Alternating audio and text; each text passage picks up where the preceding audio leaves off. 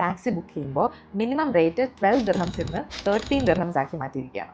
Dynamic pricing എന്ന് കേട്ടിട്ടുണ്ടോ?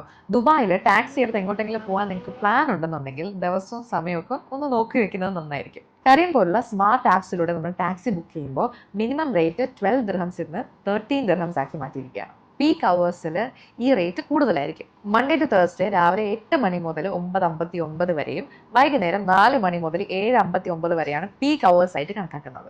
Night rides ആണെങ്കിൽ ഫ്ലാഗ് ഫോൾ 5.5 ദിർഹംസും സർചാർജ് 4.5 ദിർഹംസും ആയിരിക്കും. വീക്കെൻഡ്സിൽ കുറച്ച് ഡിഫറൻ്റ് ആണ്. Saturday Sunday mostly evening peak hours ആയിട്ട് കണക്കാക്കും.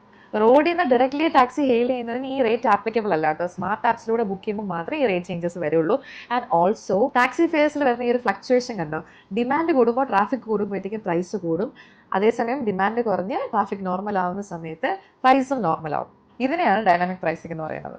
യുഎയിലെ വിശേഷങ്ങളുമായിട്ട് അറബ് മീഡിയയുടെ പേജിൽ ഞാൻ ഇനിയും വരുന്നതായിരിക്കും. അതുവരെ സ്റ്റേ ട്യൂൺഡ്.